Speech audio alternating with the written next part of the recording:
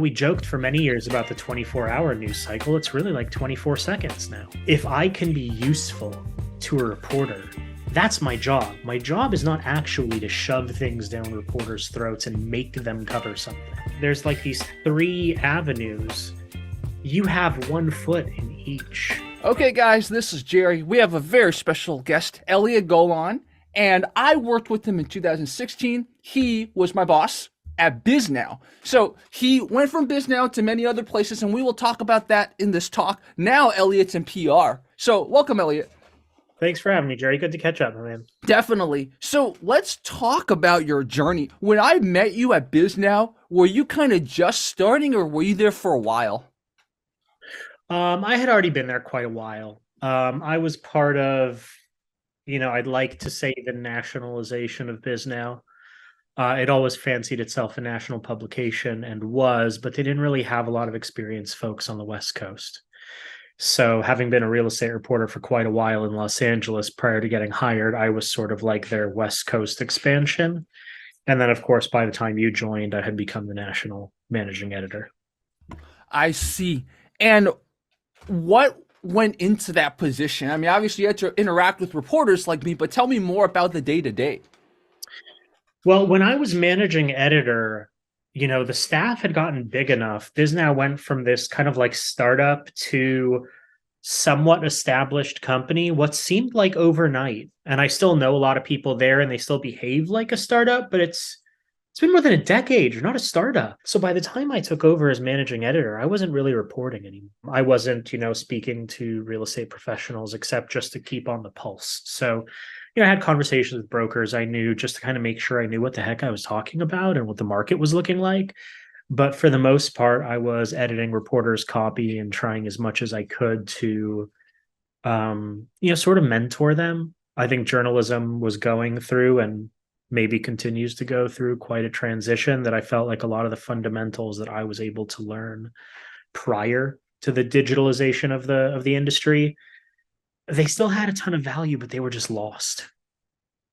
Yeah, and that definitely hit close to home for me because when I started out in journalism, I was on the Philadelphia Fox television, aka Fox News, the local Fox News channel, and they were having a lot of trouble with the digital age too. Like I was on their digital team, but I felt like they weren't really using my talents correctly. And I think a lot of people, even the people working below the line, as they say it, like the camera people, they call it the photogs, they were always complaining too. They're like, oh my God, the segments have gotten shorter. We can't express what we wanted to express. So there was a lot of frustration on both sides, both for people who grew up in the digital age and people who didn't grow up in the digital age. And I think that's what was really elegant about Bisnow is it seemed to perfectly fuse it. It was able to kind of take advantage of a lot of the current technology, but still have good journalism. It's funny. In most ways, it's an incredibly antiquated and conservative industry as it relates to modernization. But commercial real estate was a really good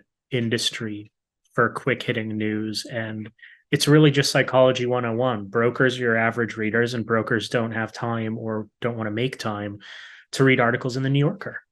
So it was a big transition, me coming from a business journal where my average piece was, I don't know, 2,000 words.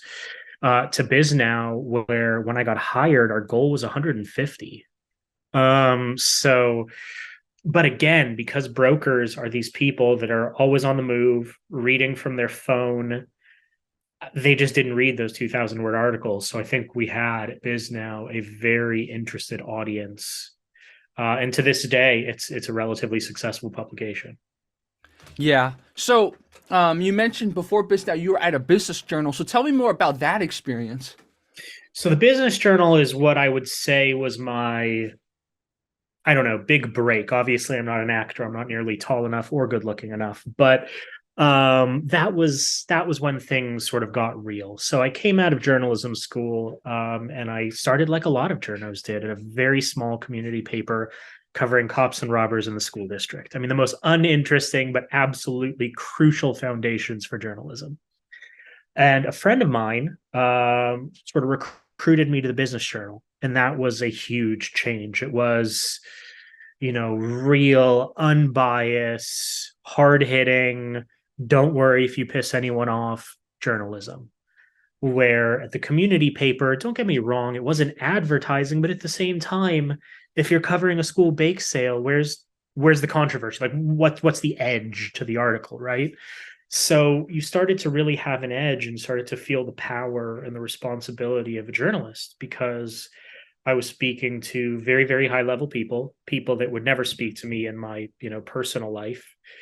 Um, and them being wary of what they said to me. Um, and I think I learned everything I ever knew about journalism in my 2 years there. I don't know that I learned a whole heck of a lot in school. I don't know that I learned much at the community paper, but those 2 years were very, very impactful, very successful. I was recognized around the city as one of the better real estate reporters, and even won an award at the LA Press Club, which I don't even know if they do those things anymore, but was like a big deal. Yeah, exactly.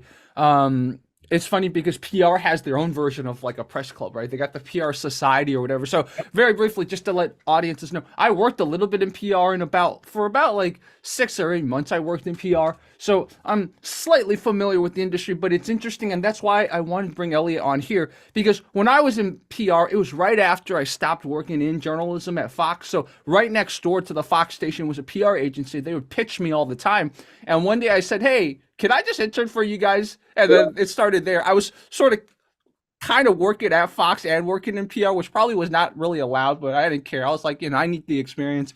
But even when I was working in PR, this was 2013, 2014, I felt like they were having trouble adapting to the digital age too. So I wanted to bring Elliot now on because it's been 10 years. I'm sure PR has found its way, it's found its groove. So tell me about how you transitioned into PR.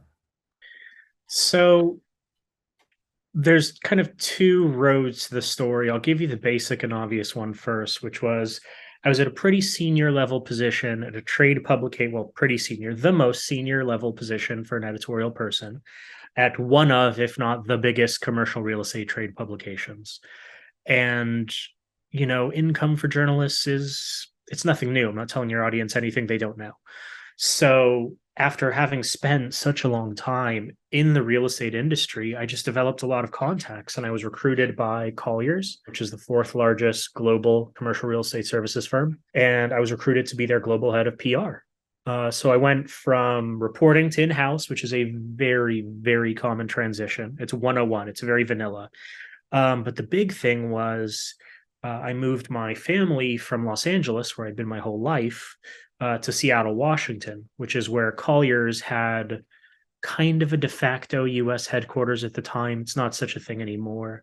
But the global chief marketing officer sat in Seattle and she, kind of wanted me to sit next to her. So yeah, that's the vanilla thing, which is listen, there was going to be no way for me to make enough money to buy the girl I was seeing a ring, have a house, a dog, or any of that kind of stuff at Bisnow. No disrespect to the publication. It's just, it wasn't in the cards. Um, the other sort of more convoluted road is after being at Bisnow for a while, and I know this makes me kind of old hat, I don't like 150 word journalism. I respect it. I understand that it is what the people want, and publications are incentivized. People forget this all the time about reporters. It's not them, they are incentivized to do things, right? So advertisers pay their salaries, advertisers ask for click rates to warrant the cost of advertisement. They have to get clicks. They're not trying to be mean to you. They're doing their job. So the industry had moved to this kind of 100 to 150 word clickbait title kind of era, which it's still in. And it didn't speak to me anymore. What I had loved about journalism was not present there. So it was just time to sort of move on, because I didn't want to put in I don't know, maybe a decade more before I could have gotten to a publication like the New Yorker or the Wall Street Journal that would have let me continue to write these magnum opus articles that tell every single angle of a story to which when you're done reading it, you feel like you're an expert. So those two things kind of were occurring at the same time. And it just led me to take this in-house position where I spent the next 5.5 years. It's really interesting you mentioned kind of the 150 word limit because one of the things that did frustrate me when I was at Fox 29 was also the fact that one of the ways they were trying to adapt to the digital age is exactly what you spoke about, Elliot, because it was all about advertising rates at the end of the day, right? And the fact that we were starting to blow up on Facebook meant that the online advertising could income would go up a lot. Sure. So there was so much focus on writing stuff just to cater towards Facebook.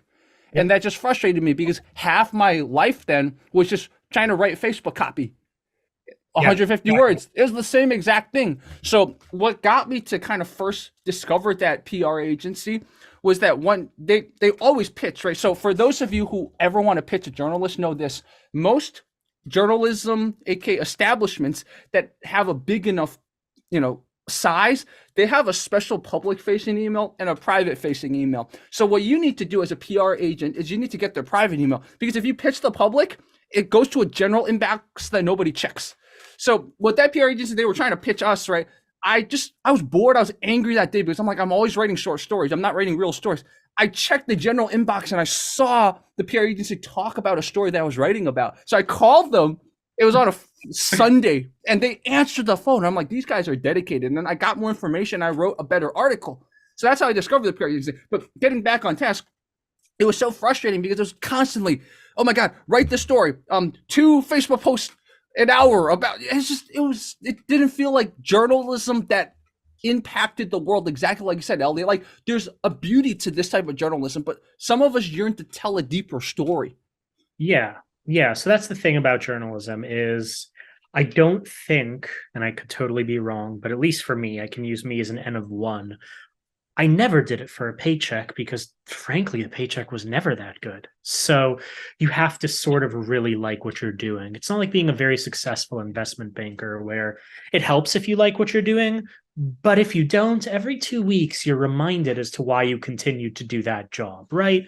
So, the paycheck was never the big deal. And then I stopped liking what I was writing. So if you take away both of those things, well, what the heck is left? Why am I still here? The industry has moved in a direction which I won't qualify as right or wrong because it's not one person's decision to make. The public has asked for something, and news organizations are responding as they should. I just didn't necessarily feel like I had a place anymore in that arena.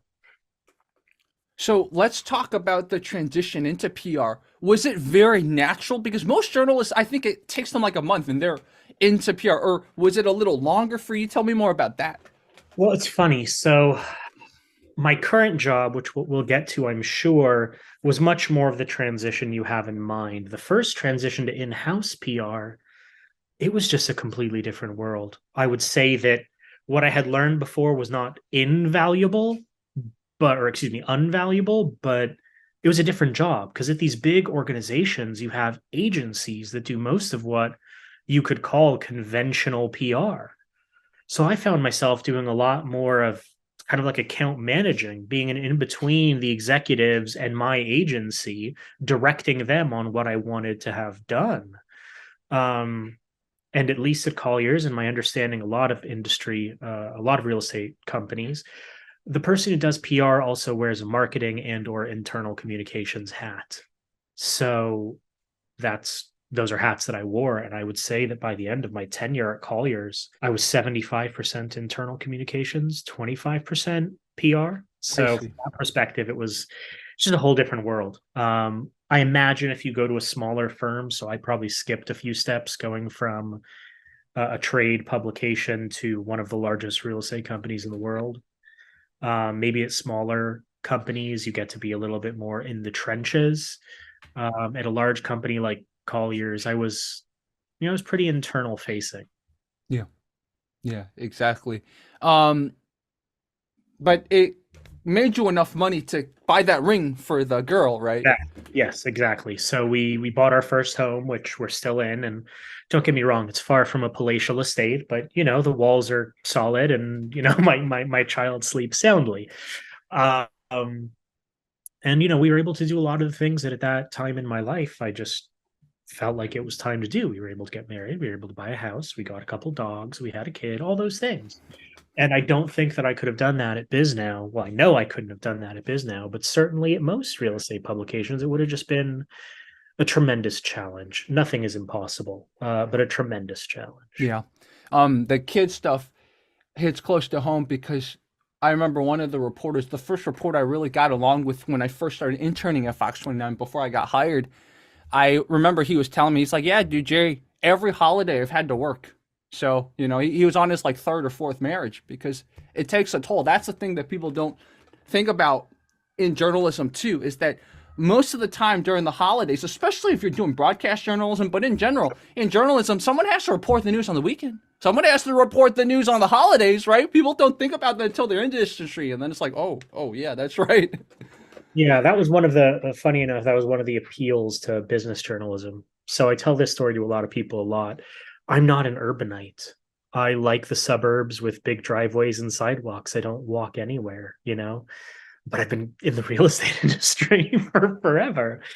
But one of the things that appealed about business journalism is it's pretty close to 9 to 5. If you want to get a hold of a real estate developer on a Saturday to publish an article, guess what? He or she's not picking up the phone and you can't find them. So it was as close to banking hours as I think journalism can get, which doesn't mean banking hours. It just means as close as. Exactly. So, what is your day to day like now? Yeah. So in November of 2021, I made the transition to agency PR, which is where I am now. And that is probably the transition I think a lot of people have in their head of going from journalism to PR, where I'm basically, and it's been fabulous. I'm just refreshing these relationships I had 6 years ago before I sort of went in house. So it is interacting with reporters every single day, multiple times a day, reporters in different cities and sometimes in different countries, many of whom I have personal relationships with because this is the real estate industry. A lot of people walked through Bisnow at some point. Half the reporters that are working somewhere else that I pitch these days, I managed them at Bisnow at some point or hired them as a freelancer at Bisnow at some point. And then obviously client services was the big transition, right? So that's the big one, and why it took me so long in my career to get to agency was whether or not a company, or excuse me, an agency actually puts out dedicated KPIs for you have to bring in a certain amount of business. It's kind of implied, right? I mean, like if you're going to an agency, well, now you are in a business development position too. It's not purely public relations, it is new business. And I'm not a salesperson. So it took me a long time to finally decide that, okay, let's give this thing a shot. And the catalyst, the only reason it happened is because allison+partners, it took us a little while to get to it, but the agency I work at, we have a dedicated real estate practice, one of the only ones in the country for a national firm. So I'm back working with clients where I interviewed them years ago. My former employer, Colliers, is one of our largest accounts. I got to stay in an area where I'm special, right? I've developed a specialty that makes me one of a handful of people around the country, and it'd be pretty silly to leave that. Yeah. It's funny how the table turned. It's like, oh, yeah, that's really funny. And I love what you said about if you have that niche, that specialty, and it took a little bit to get to that, don't just throw that easily, right? Like make sure you Yeah. stay with it if it's something you can enjoy. Yeah. Yeah. Yeah. So, I I don't believe in delusions of grandeur.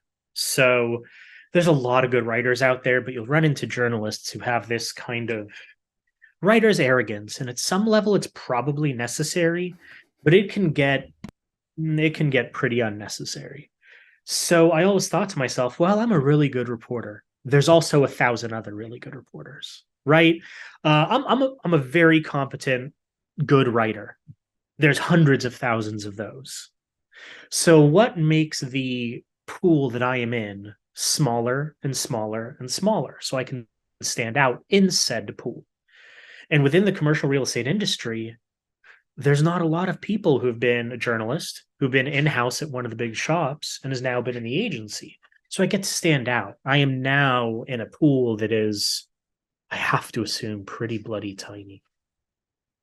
Yeah, exactly. And I hope anyone that watches this talk can learn from Elliot's thinking process, right? Like, how do you find that special part of you, right? That's something that I think a lot of people, especially right now, are just trying to find. Me too. And like, I'm trying to look for that too. So it's like I'm learning a lot from this talk. So I hope everyone watching can sort of learn from this, because at the end of the day, whenever you go too long in any place, you got to sit down and think about it. It's like, okay, like, am I developing? Am I learning? Am I building to a place where, let's say, I have a specialty, right? These are all good questions to always pause and ask yourself. And that's what I see in you, Ellie. Like, you reflect on that a lot. Yeah, yeah, and that's kind of why things ended up the way they did with my transition from in-house to agency. I still have a great relationship with Colliers, my former employer. In fact, I lead the account. Um, so obviously we didn't leave on exactly poor terms because I'm working with these people day in and day out. But what it Yeah. came down to for me, and I actually had an exchange with the CEO where he sort of solidified it for me when I informed him that I had put in my notice. The next 5.5 years, they were probably going to look a lot like the previous 5.5 years. And one thing, circling all the way back to journalism, that I don't know of many careers that give you this is every day is different. And in house, it's not quite Groundhog Day, but it's certainly a little bit more stable where days are kind of looking similar. So going to the agency side, I got a little bit of that dynamic nature of journalism back, where sure, I have things on my calendar. just as busy as anyone else, but I also don't know what's going to happen tomorrow, and that's kind of fun. Yeah, exactly. And that's a place to thank you, Elliot, for taking the time to talk to us, because, I know you have a busy schedule. So I really appreciate this. Pleasure. Yeah, exactly. So tell me about this year and next year. What's your future plans, or anything special, or is it just Yeah. keep going this path? Well, so right now it's building. So the Allison+Partners real estate practice started quite a few years ago. Forgive me, I don't have the exact date, but it really started to take off, and I'm sure my bosses would agree with me saying this. Actually, when I hired them.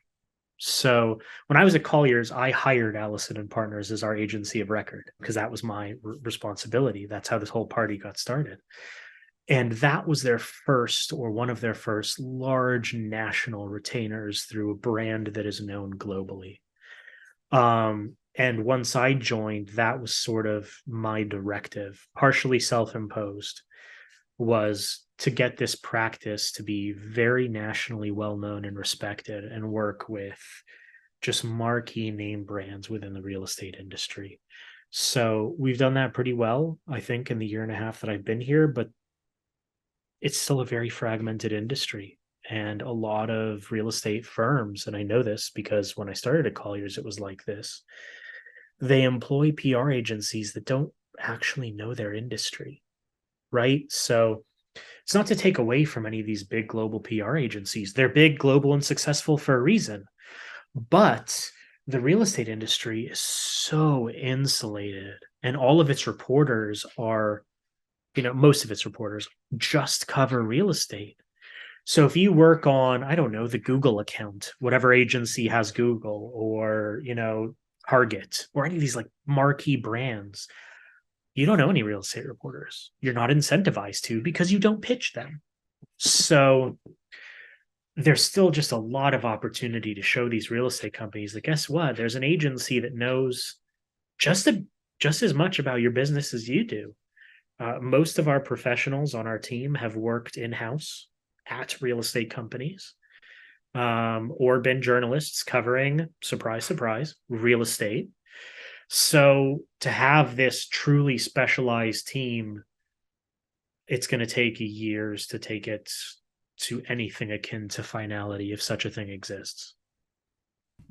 Yeah, that's very interesting. And I think that's a trend that I'm spotting just talking to you. Like when I worked in PR, I didn't see PR agencies that were too specialized into a market, right? Like you might have entertainment, like focused PR agencies, but like the PR agency I worked for, it was just like it was trying to find different clients. It had like a school client, it had like a restaurant client, it was like all over the place, right? And so what's really cool about the Allison partners is that you guys are like focused on the PR part. That's really cool. So maybe that's a trend we're sort of spotting just because everything's connected, everything's online. So you got to find your specialization, right? So even PR agencies are starting to specialize. Yeah. So a lot of the large global agencies will have specialty groups, but not real estate. They have like a tech practice, right? Every big agency at this point has a tech practice. Maybe they have a healthcare practice. Maybe they have a sort of fashion consumer practice, but no one has, or very few, have real estate practices. Most real estate focused PR agencies, and I say agency very loosely, they're sole proprietors or very, very small groups that are, super well respected within their market. But the transition from I know all the real estate reporters in LA and I can help you with that to I know all the real estate reporters in LA, San Francisco, New York, Washington, Chicago, Denver, Miami, and everywhere in between, not a lot of PR firms have bothered to develop that practice. So it's very cool that within an agency of 550 or so people, we have this sort of SWAT team of real estate PR professionals that work exclusively in this industry. Yeah. And I think a question that came to my mind because yesterday I met up with a neighbor of mine who, when I was on the East Coast, she was my neighbor, and now she moved to LA too. So now she's sort of my neighbor again, but like different. One of her kids is in middle school, one of her kids is in high school, right? So she's asking me all these questions about college. And I'm like, I'm more than 10 years out. I don't know if I could give her the right advice. So I guess this is something maybe, Ellie, you can help her too. If, let's say, kids nowadays, whether in high school or college, they're looking whether to get into real estate or get into PR or journalism. What do you kind of give them as pieces of advice or little nuggets of sort of insider scoop that could help them in their journey? Well, it depends. We'll use journalism first. And I think that, the short answer is I'm probably not the best at it, but the longer answer is you need to think about social media even before digital, because digital just means your website, so the newyorktimes.com, which has articles posted on it. Now the New York Times is a good example because they also still have a print edition, but the hierarchy has changed. When I joined journalism, it was print, digital, maybe we'll put together some social. Then digital overtook print, but social was still at the bottom. Then social crept up to second place. Now I may argue that social has crept into first place, and the tweets you write about your article is more valuable than the headline you put on your publication's website, because that's how a lot of people are finding your news. So, because of how many publications there are, I mean, I'll even use myself as an example. I don't visit a single publication's website to just catch up on what they're covering. I don't go to the wallstreetjournal.com every morning to see what's happening in business. I get it from Google or Twitter, and it takes me to myriad publications. So it stops being that, funny enough, your publication's name, of course, there's brand recognition, right?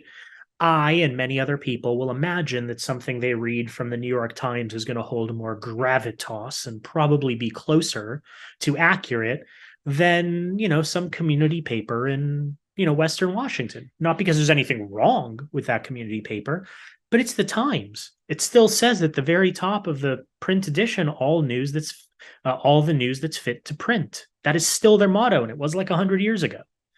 But I don't go to the newyorktimes.com to see what's happening. I read a lot of articles from the Times, but I get directed there from Lord knows where. So for journalists, I would say embrace social media and all of the multimedia within social media. So I'm a little too old and boring to have things like TikToks and whatever else. But if you don't, this is not the field for you. Journalism, that is. For PR, I firmly believe that people should look to find a specialty over time. If I was 21, just out of college, I probably wouldn't do that. I think you should try a lot of things. But I do believe that the era of generalists is far from over, but I think they face more challenges. I think when you represent Google, they want you to know a little bit about the tech industry and the venture capital related to tech industry and search and all the other things that Google is a part of. And if it sounds like I don't know, it's because I don't. I'm not a tech guy. So that's one of the bigger differentiators when you pitch clients or you work with clients, to be able to say, I understand your industry, is a massive game changer. Yeah, a lot of what you said resonated with me, and I'll start with the kind of the specialist versus generalist thing, right? I think in this world, just because there's so much more information available too, it's both easier to acquire it, but also harder to catch up. So the issue is if you become a generalist, which I'm talking also addressing myself too, because I like to think of myself as a generalist. I like to know a lot about a lot of things. It does become to a certain point, you're like, either I have to focus or every few months I'm going to get burned out trying to catch up. It is true. That's why people become specialists. It's really Right. hard to be a generalist. So that's something that resonated from what Elliot said. The other thing, the phrase, the multimedia thing that Elliot talked about another way. So after Bisnow, so when I moved on from Bisnow, I worked at a company that invested in YouTubers, right? And that was the first time I'm like, wow, there's companies that just give YouTubers money. And then from that company, I went to ByteDance, who, as people know, have been in the news for the past like 4 years about various issues, some controversial, some non-controversial. But the short story is they own TikTok, right? When I was there, I was working on their news aggregator apps. So for anyone who doesn't have a news aggregator app on the phone and you want to be serious about journalism or real estate or PR or anything, I would suggest installing a news aggregator app, Apple News or Google, or even maybe one of the ByteDance apps or something. Or there's a new one called like Newsbreak or something. I don't know. There's a lot of news aggregator. The reason is because you'll see exactly what Elliot's talking about. It's not about I go on the New York Times and spend 3 hours on their website anymore. It's more like, okay, I see all these things recommended to me by an algorithm. Ooh, this looks cool. I might click on the New York Times article over, let's say, the Bethesda Gazette because there's more gravitas, but it doesn't mean I'm staying on the New York Times. I'm going back to the news aggregator or the Twitter, and then I'm looking at its recommendations because I know 9 out of 10 times it knows me better than just the website that holds whatever publication has the gravitas. Yeah, we throw a lot of, I think, as the younger folks would say, throw a lot of shade at algorithms, but frankly, they're doing exactly what they were designed to do, and what you taught them to do. Right? They didn't just come up with you wanting to see articles about that. They were listening, so to speak. I mean, not to go to 1984 on you, but um, that's what it comes down to. And journalism has always been about speed, but the speed factor has also just been dialed up to 11. Because so many publications cover news similarly, I'm not going to say the same way, but similarly. If someone ran a story on Tuesday and you haven't gotten to it Wednesday afternoon, unless you can figure out a way to push it forward to write what my old editor would call the day two story, um, just don't bother. Just don't bother covering it. There are exceptions, right? There are clickbait worthy things. A celebrity dies. If the obituary was up at another publication 2 days ago, you should still throw it up because Google's going to incentivize people to still keep finding it.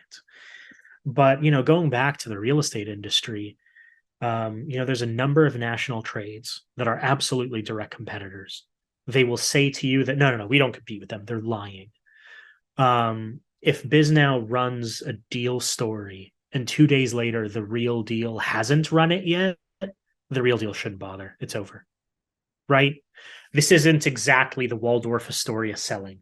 That happens, sure, everyone run it. It's not Michael Jackson dying. That happens, every publication in the world runs it. For most news, I mean, we joked for many years about the 24-hour news cycle. It's really like 24 seconds now, if that.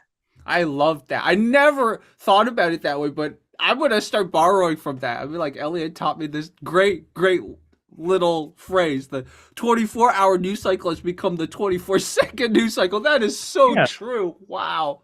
I mean, there are things that stand the test of time. By the way, that is still measured now in days instead of weeks or months, Yeah. right? But like I'll use, from my childhood or not childhood, adolescence, some of the bigger news stories that were, I mean, they remained on the front page for weeks. Yeah. I mean, the BP oil spill from a few years ago was off the front page within a few days. Like that's about as big a news as it gets. Yeah. So the news cycle, just nothing survives. It doesn't. There's too much going on. There's too much information, and people, right or wrong. Also, this is another wrinkle to that information thing: is once they have the gist. So I'll use real estate because obviously it's my expertise. This apartment building in New York sold from this person to this institutional investor for a massive dollar figure. That's your day one story. The day two or the day three story talking about what the new owner plans to do, unless you're really into renovation, there's nothing for you there. I know the building's sold. I'm done. I know what I feel like I need to know. So the value of the day two story, unless you can really get creative, and you see this plays out in journalism today. Not a lot of people write day two stories because there's just not enough interesting stuff to add to it to push it forward for the average, generalist, for the average person that's reading about business and the stock market and tech and global politics and everything in between. Yeah. You actually kind of clarified something that was maybe I would say a point of frustration when I was in journalism was I liked the day two stories, but Yep. I didn't think about it from like a generalist reader perspective. They don't care as much about the day two as I did. So I was actually kind of frustrated sometimes because I'd be like, we had this great start, reporting on this crime, reporting on this, but then like we don't ever follow up. But actually, Yep. now that I hear from you, I understand why. Sometimes you need to hear it from different people to understand why. It's like, well, the because you're catering towards an audience, and of course you need to sell Sure. the ads. Like people don't Sure. care as much as you care. That's a sad reality. Well, so it still persists, which is astonishing to me, but there's this conversation that exists between journalists, in-house folks, and PR folks. And these are three teams playing the same game, and none of them have agreed on a set of rules. And that is the hardest part. And that is what I try now, being on the agency side, to get everyone on the same page. Because even though I work for clients, and I tell this to them, I'm very transparent. They want, this bit of news to get all kinds of publicity. Well, then I put on my reporter's hat and I have to say to them, listen, I don't know that I cover this. So let's think about a way to tell it from a different angle, to phrase it, to position it differently, so that at least we can all agree. Because what you have is company wants reporter to talk like a marketing agency. Reporter is incentivized through their own honor and self-worth as a journalist, if nothing else, to say, no, I'm not your publicist. This is journalism. So we still have this lost in translation that exists in the industry. And I think the most successful people are the ones that just stop pretending otherwise. Just own it and try to get everyone on the same page in a mutually beneficial direction.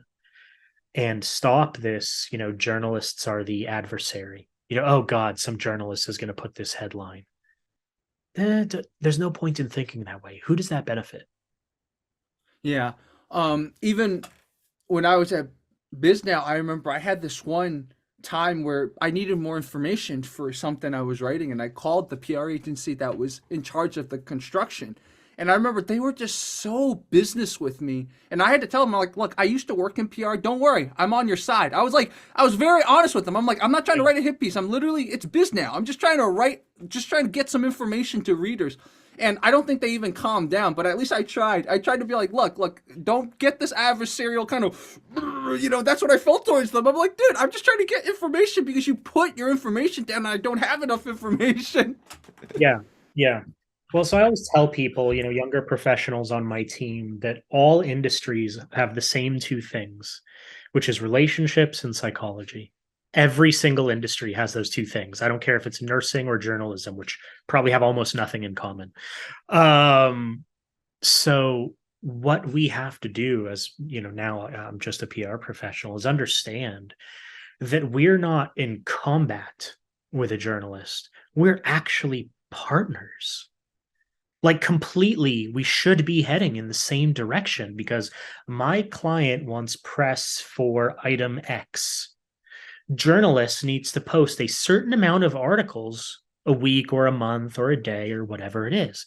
So we're both trying to get to the same place, which is article online or Twitter or whatever. I want to make it so the journalist finds it interesting so that he or she will write it, which then benefits my client because they got the coverage they were looking for. We're not against each other. And that's what I think slows down a lot of people. We're actually on the same team, because also, if you're very helpful to journalists, and I can say this working on both sides of the fence, you sort of go back to the same wells. So, me as a PR professional, hopefully some of the real estate reporters and editors around the country know that I'm a straight shooter, and I won't sell them garbage. And I won't try to put forward a source that's not the right person to speak on said topic. Forming those relationships, they keep coming back to me because I'm not trying to sell them garbage. I'm not trying to pull the wool over their eyes or fool them. We're heading to the same exact place. Yeah. And I will reiterate Elliot's point with another story from my time. So when I was at Fox 29, one of the PR agencies, the one I talked about, who on the weekend I called them and I got more information on a story, that resonated with me so much that later on, when I saw their email again a few weeks later, I was like, oh, they were helpful the first time. Let's write about this again, right? That's how you build the relationship. Yep. That's how Yep. you build it. And what they were really good at, giving them a lot of credit, was that they really understood the relationship part. So, for example, the head of the PR agency would sometimes offer to be an expert if they needed like a guest speaker for an issue that he was knowledgeable on. He'd come on the station because he was right next door. So like that type of relationship too. Like you got to be on the front of their mind, right? You got to be on the front of the journalist's mind. So if there's a mixer and you're invited, go to the mixer, bring your team, meet people. Like he was really good about that. I remember one time we had like a company mixer in a bar nearby, and I invited him because at that point I was already thinking about potentially interning for him. So I was like, oh, I gotta help him this way. So he actually came and he met all the journalists, and I introduced him to all these journalists that he didn't know. So like that type of personal relationship is so important when you're in PR. You got to think like that. Like it's almost like you got to be a friend to the journalist, but you're not. It's like a friend by interest, right? It's not a real friend, but it's like a friend. You got to be a friend. Yeah. It's about being mutually beneficial. That's what it is, right? It's understanding that I have something to gain, and that is by, excellent client service. They have something to gain, that is by publishing news that will get them clicks and notoriety as a writer, and clicks will get the publication's advertisers, which will get them raises. And it's a very, very simple math equation. If I can be useful to a reporter, that's my job. My job is not actually to shove things down reporters' throats and make them cover something. That's something that I tell clients all the time. That's not actually our job, because that's a one-off. If you pull the wool over a reporter's eye and you get them to cover something because you kind of, you bury it and you obfuscate it, fine. You got your 15 minutes of fame, but guess what? They wrote your name down in pen. And I know this because that's what I did when I was a journalist. And next time that PR person calls me, I just don't pick up the phone. I just know you're one of those people, right? So it's this double sided piece of tape where I need to maintain my integrity with my clients so that they know that I have their best interests in mind, while also maintaining the relationship with the reporter. That is, I understand your plight. I know what you're trying to accomplish, and I'm not trying to get in the way of that. In fact, I'm trying to help it. Yeah, in the broadcast news cycle, most of them have like a more chilled morning show, right? So that was a entry point for a lot of these PR companies representing whatever client was that, hey, for the morning show, when they have like 4 hours of slots for people just turning Yeah. on their TV to kind of get their coffee, that's a place, right? So that's another piece of advice. It goes back to know your client, know the reporter, know what they're covering, and know which segment they're trying to fill. You know, if he's busy in like the 7 o'clock segment, or if he's working for the New York Times and he's like got these very strict deadlines, okay, maybe don't pitch him on like, oh, I don't know, like some like fun party event. You know, like you gotta know. It's like it's all about knowing the people that you're catering to. Yeah, and knowing what makes them tick and what they find interesting, because at the end of the day, and that's where the psychology comes in. Yes, as a reporter for, let's just use Bisnow as an example, since both of us are very familiar, all those reporters are pretty, they understand. My job is to cover the commercial real estate industry. That's it. I could bury it into one sentence. Is it more complex than that? Sure, but probably unnecessarily so. Um, so when I call, and I'm still in contact, obviously, with a lot of those reporters there, I don't try to sell them on something that isn't appropriate for that publication. There's why you're just wasting time, and you're in fact showing the reporter that you don't understand them. It's odd to me that there's still this massive disconnection, but at the same time, it provides a place for folks like me to help connect the dots, because that's ostensibly what we are. We are matchmakers. Yeah, exactly. The last story I could tell on this is, so one time, this was when they moved me to the morning show briefly at Fox 29, and there was this singer. Remember the show Jersey Boys, or not the show, the Broadway play or Yeah, whatever? yeah, And so he yeah. All the came time. to perform, right? And he had an entourage, he had a crew of people, probably mostly family members, and he did a good job. He performed really well. So I was putting his segments up on air, but he was down there, so I wanted to go say you did a good job, man. I want to get more information from him. Like, so the person putting his information up, right? One of it must have been a family member, was like, "Who are you? Why are you talking to us?"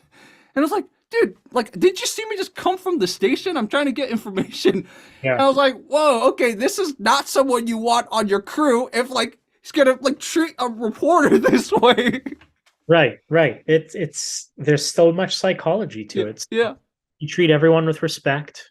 You try to work within their field. That's the other thing that a lot of PR people I think can find challenging, and a piece of advice I would give young PR professionals is, as a PR person, we're this kind of sometimes forgotten middle, which is there are two people that are vying for a goal within any sort of news item.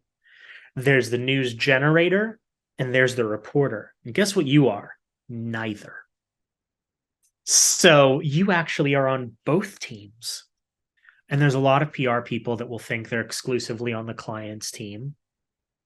Just get away from that, because then you're going to start seeing reporters like adversaries. You're going to treat them a certain way, and they're going to remember you, and not in a positive light. So one of the cool things about PR is that you're you have there's like these three avenues. You have one foot in each, and you need to keep one foot in each, because those relationships with those reporters, they span, especially if you're a specialist like me, all of your clients.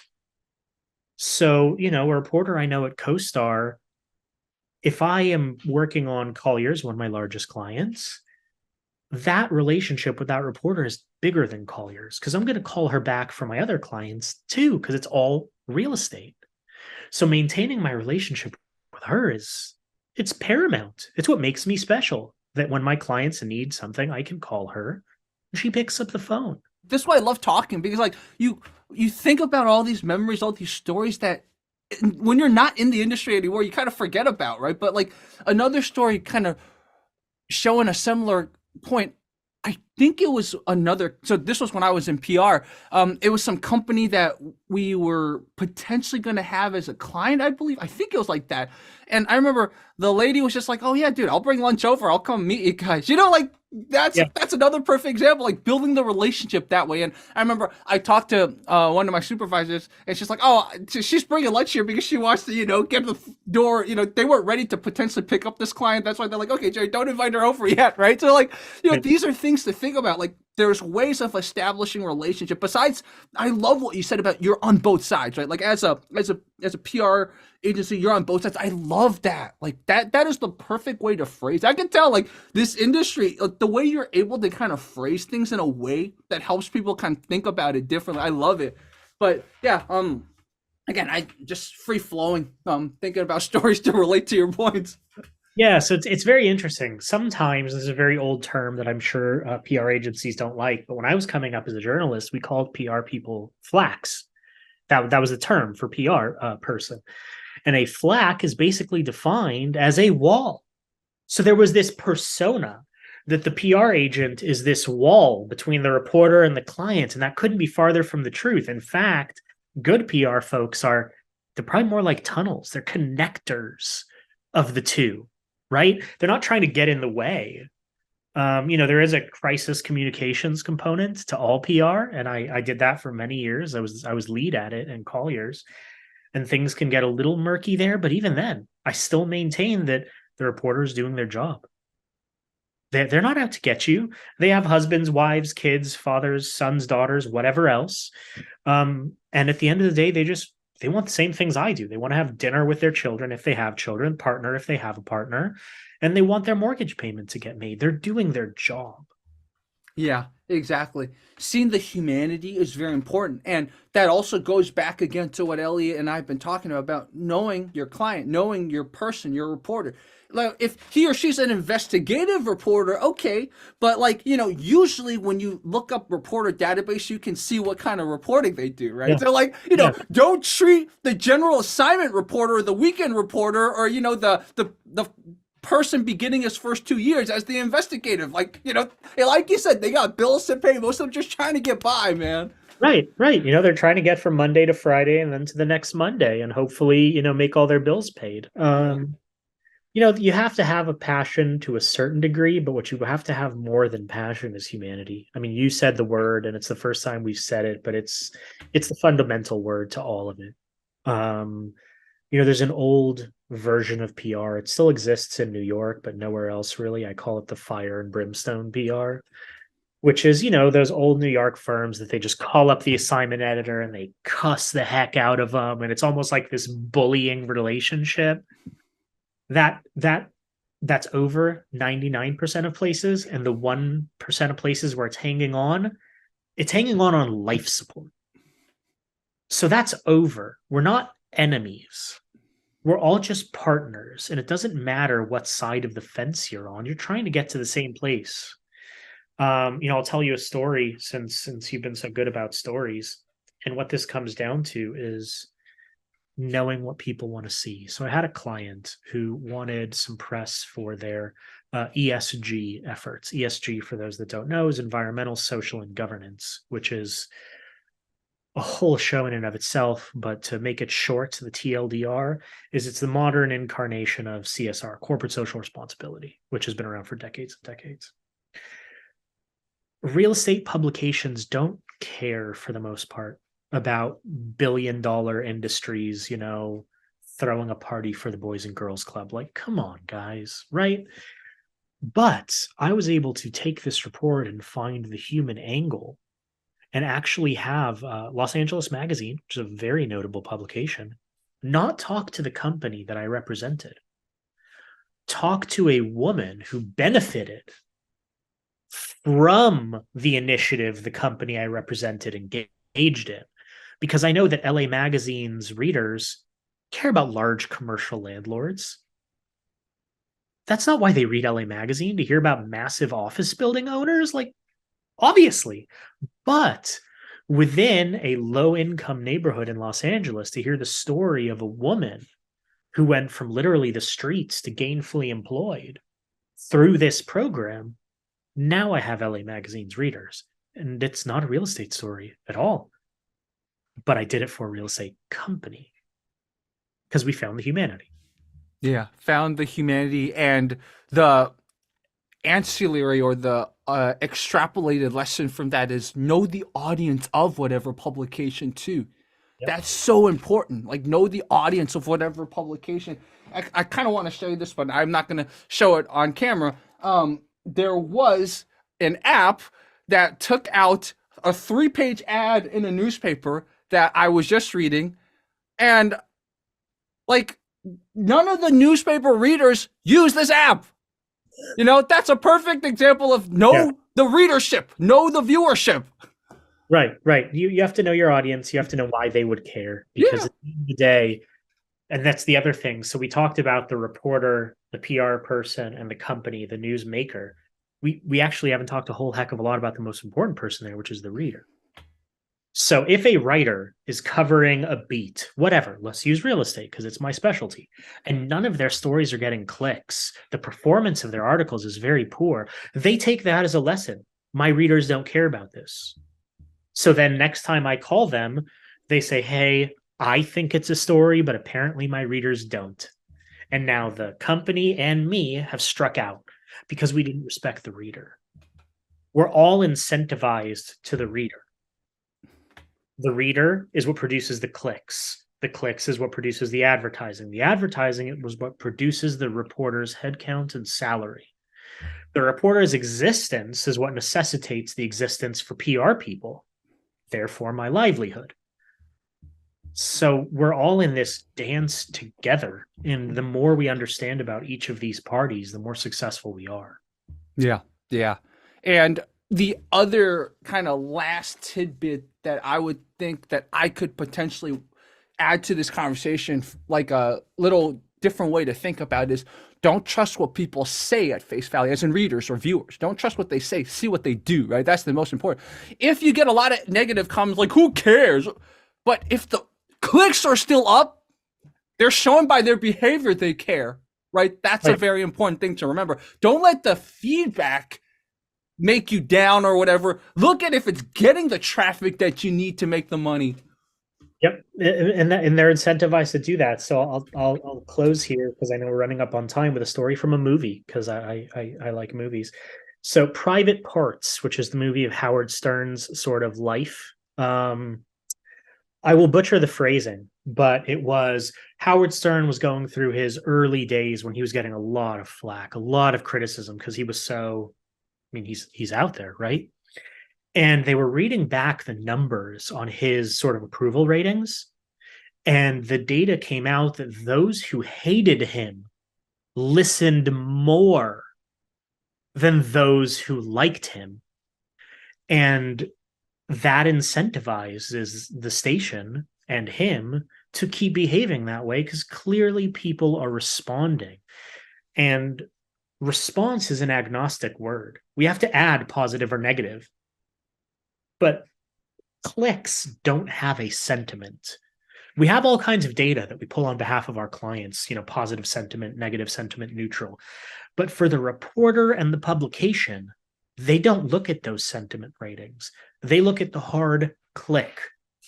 So if I click this article because I hate that company, or I click that article because I work for that company and I love them, they still have a value of 1. Each of those has a value of 1, and there's no difference. Exactly. I think this was a perfect conversation, Elliot. This was awesome. Good way to end the conversation. Thank you so much, Elliot. And Elliot, I would totally, I know you're busy, but I would say, dude, I would encourage you should start a podcast, man. Like, you have a very soothing voice. I'm telling you, like, truthfully, like, if you started a podcast, I think people would just like listening to you. So that's just a thought for you if you ever want a new hobby or something like that. Yeah, well, I've thought about it. I will tell you, and I don't want to get off on a side tangent. My favorite job in my entire life to date, including my present one, and my boss can hear this, he knows it, I was an on-air host for an NPR affiliate in Northern California, and I loved that job. Yeah. I just liked being behind the microphone and talking to people. And, they didn't know me and I didn't know them, but we were engaging in this conversation as if we knew each other. Yeah. Yeah, exactly. That was a So lot of I would love to invite you back for the future, Elliot. When you have time, let's do another conversation, please. I'd love to. Yeah. For everyone watching, this was Elliot. Thank you so much, Elliot. Thanks, Jerry.